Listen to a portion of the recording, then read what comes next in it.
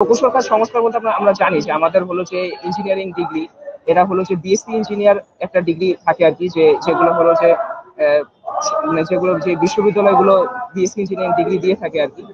আর আরেকটা আমাদের এখন যে ডিপ্লোমা, ঠিক আছে, ডিপ্লোমা আরেকটা হলো যে সেক্টর, যেখান থেকে আমরা হলো যে টেকনিশিয়ানরা হলো যে ওখান থেকে হলো যে তারা পাশ করে আর কি, ডিগ্রি নিয়ে থাকে, ঠিক আছে।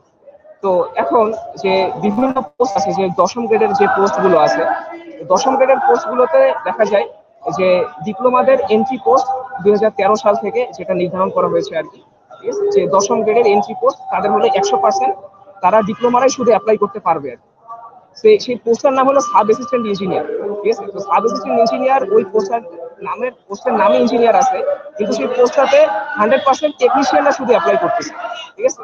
শুধু টেকনিশিয়ানরা অ্যাপ্লাই করতেছে, এখানে কোনো ইঞ্জিনিয়াররা কোনো অ্যাপ্লাই করতে পারবে না, মানে যাদের বিএসসি ডিগ্রি আছে তারা কোনো অ্যাপ্লাই করতে পারবে না। এটা হলো 2013 সাল থেকে এটা হলো 100% তারা এটা নিজেদের প্রজ্ঞাপন করে নিয়েছে। তো প্রমোশনের ক্ষেত্রে দেখা গেছে যে তারা নবম গ্রেডের ক্ষেত্রে যে কোনো সার্কুলারে, যে ধরেন আপনার যদি 100টা সার্কুলার হয়, তো ওই প্রজ্ঞাপনের মাধ্যমে তারা এটা নির্ধারণ করে নিয়েছে যে 100টা সার্কুলারের মধ্যে 100টা পদের মধ্যে 33টা পদ হলো যে তাদের ওই দশম গ্রেডে যারা জয়েন করছে তাদের জয়েনিং থেকে প্রমোশনের মাধ্যমে 33টা পদ ফিল আপ করতে হবে। এরপরে বাকি 67টা পোস্টের জন্য হলো আপনার সার্কুলার হবে। এখানে বিষয়টা শুধু এখানেই থেমে থাকেনি, মানে তারা শুধু 33% কাগজে কলমে ছিল। তো কিন্তু এই মানে বিভিন্ন সিন্ডিকেটের কারণে যে তাদের যারা প্রিভিয়াসলি যারা ডিপ্লোমা টেকনিশিয়ান যারা ছিলেন, তারা যখন প্রমোশন পেয়ে হায়ার পোস্টে চলে গেছেন, তাদের বিভিন্ন সিন্ডিকেটে অ্যাপ্লাই করার মাধ্যমে তারা হলো এই যে 33% যে প্রমোশন আছে, এই 33% তারা 70%, 80%, 90% পর্যন্ত নিয়ে গেছেন। তো এর ফলশ্রুতিতে যেটা দেখা গেছে যে বিভিন্ন ডিপার্টমেন্টে, যেমন হলো যে পানি উন্নয়ন বোর্ড বা দেখা গেছে যে বিদ্যুৎ উন্নয়ন বা হলো যে আপনার বিভিন্ন যে সংস্থা নেস্কো ডেস্কো, এগুলোতে যে পোস্ট গুলো আছে আর কি। তো আমরা তখন দেখা শুরু করলাম যে নবম গ্রেডে আমাদের যে মানে আমাদের জন্য যে সার্কুলার হয়, বিএসসি ইঞ্জিনিয়ারদের জন্য এন্ট্রি পোস্টে যে সার্কুলার হয়, সেগুলো শুরুতে শুরুতে হতো দেখা গেছে যে 150টা 200টা সার্কুলার হতো। যখন আর কি তারা এরকম 33% প্রমোশন, কি তারা হলো 60, 70, 80% প্রমোশন নিয়ে নিচ্ছে, তখন দেখা যাচ্ছে যে এই পোস্ট গুলাতে যেখানে আগে 200টা জন্য সার্কুলার হতো, 200টা পদের জন্য, সেখানে 10টা 15টা এমনকি 7টা 8টা এমনকি একটা পোস্টের জন্য মাত্র সার্কুলার হচ্ছে।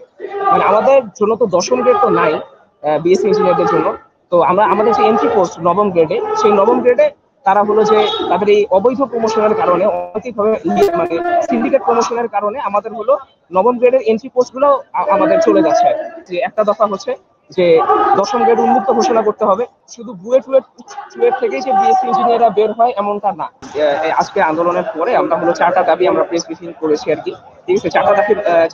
4টা দাবির মধ্যে আমাদের হলো একটা দাবি এটা ছিল যে বর্তমান যে প্রজ্ঞাপন জারি করা হয়েছে, এই প্রজ্ঞাপন যে কমিটি দেওয়া হচ্ছে, কমিটি আমরা প্রত্যাখ্যান করেছি। আমরা শতভাবে বিশ্বাস করি প্রকৌশল খাত সংস্কারের জন্য আমাদের এই 3টি দফা দাবি আমরা যৌক্তিক মনে করি।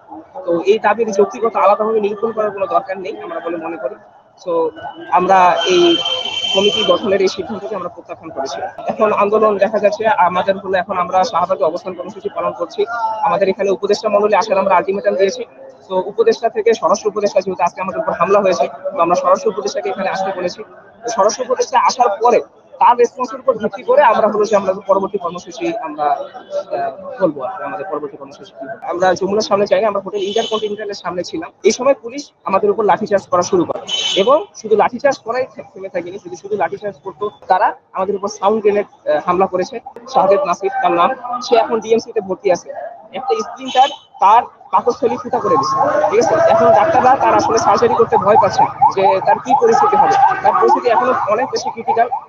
আমার বন্ধুরা তার মানে ব্লাড ম্যানেজ করতেছে। তো এইরকম বর্বরচিত হামলা অবশ্যই আমরা মানে তীব্র নিন্দা জ্ঞাপন করি, এবং এই জন্য আমাদের দাবি একটা আছে যে আমরা পুলিশকে আমরা এখানে বলতে চাই না, কারণ আমরা পুলিশ এখানে জাস্ট হলো তার রোল প্লে করেছে, যিনি রোল প্লে করার হুকুম দিয়েছেন তাকে আমরা আমরা জবাবদিহিতার আওতায় আনতে চাই। আমরা আমাদের যে দাবি সেটা হলো যে এই ইঞ্জিনিয়ার যারা আছে তাদেরকে তাদের একটি রোল প্লে করতে হবে, দেশের জন্য কাজ করার সুযোগ করে দিতে হবে।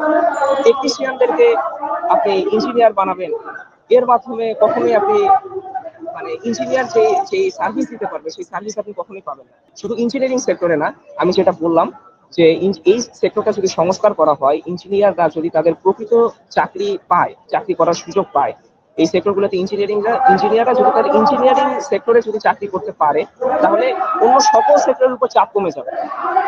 ঠিক আছে, এটা অন্য যারা প্রফেশনালস আছে, এটা তাদের জন্য অনেক বেশি সুবিধার হবে।